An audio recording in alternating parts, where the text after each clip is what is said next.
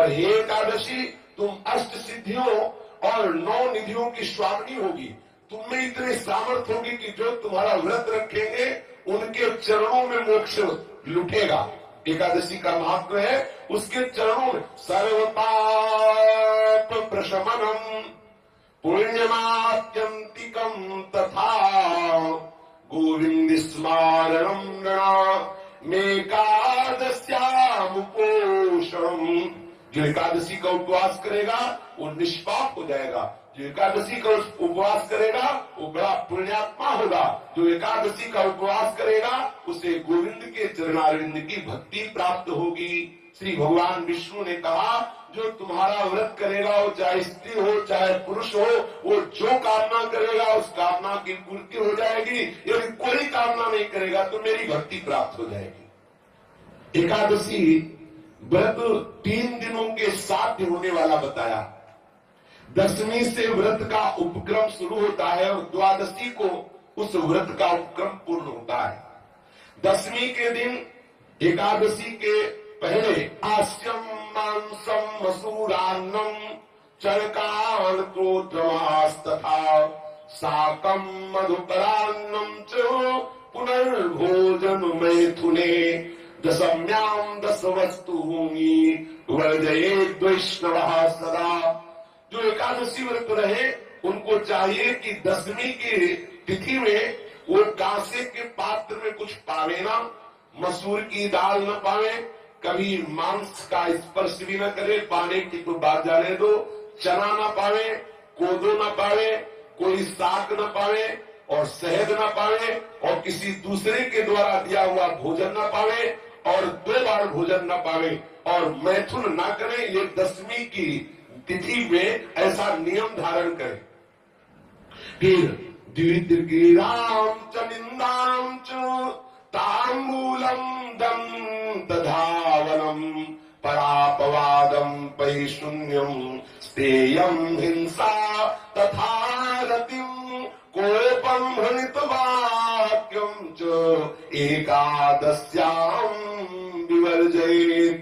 अब एकादशी के दिन दशमी के दिन ऐसे नियम से रहे कि कांस के पात्र में कुछ पावे ना, मसूर की दाल न पावे, मांस का स्पर्श भी न करे, चना न पावे, कोदो न पावे, कोई साग न पावे, शहद न पावे, दूसरे के द्वारा दिया हुआ कुछ न पावे और दशमी को 1 बार भोजन करे, मैथुन क्रिया न करे।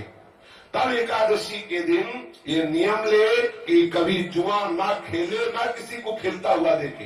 एक बार दृष्टि पर जाए हटा ले, जैसे लोग ताश वगैरह खेलते। एकादशी के दिन नींद न ले, एकादशी के दिन पान न खावे, एकादशी के दिन दातून न करे, एकादशी के दिन किसी की चोरी न करे, हिंसा न करे, किसी के साथ मैथुन न करे, कभी क्रोध न करे और झूठ ना बोले।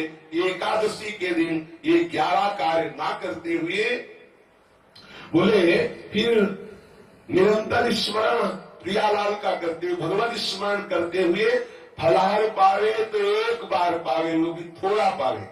अब हमें तो लगता है कि जितना और दिन पदार्थ पाने को नहीं मिलते उतना तो एकादशी के दिन बोले अमुक की खीर बनाओ, उसकी कूटू की पकौड़ी बनाओ और उसका सिंघाड़े का हलवा बनाओ, ये वो। अब एकादशी का मतलब क्या है?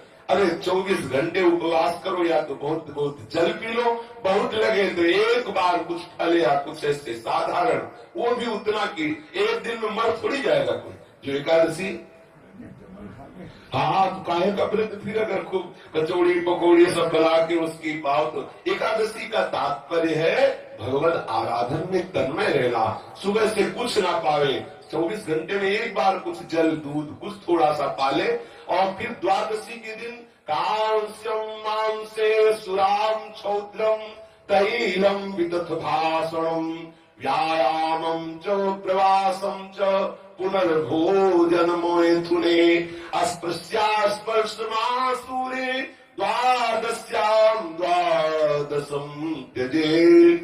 द्वादशी को भी कांसे के पात्र में भोजन न करे, मांस न स्पर्श करे, मदिरा न पीवे और शहद न पावे, तेल का बना पदार्थ न पावे, झूठ न बोले, कस के व्यायाम न करे, परदेश गमन न करे, दोबारा भोजन न करे, मैथुन न करे, जो स्पर्श करने योग्य नहीं उनका स्पर्श न करे, मसूर की दाल न खाए, ये 12 वस्तुएं द्वादशी को त्याग दे। दसवीं के दिन पूर्वाह्न में एक बार हविष्यान्न भोजन करना चाहिए। इसके बाद दसवीं के दिन कुछ नहीं खाना पीना चाहिए। एकादशी के दिन ब्रह्म मुहूर्त में उठकर प्रातःकालीन कृत्य से निवृत्त होकर स्नान करके भगवत प्रसन्नता के उद्देश्य से व्रतों उपवास का संकल्प लेकर संध्या तर्पण वंदन आदि जो भी गुरु प्रदत्त उपासना है या प्रियालाल की षोडोपचार विधि से पूजन करे, फिर प्रणाम नमस्कार आदि करे, रात्रि भर जागरण करे, कीर्तन करे। निर्जल व्रत करना सबसे श्रेष्ठ एकादशी व्रत को कहा गया है। पूज्य श्री मथुरा दास जी 12 महीना निर्जल एकादशी करते थे। वयोवृद्ध होने पर भी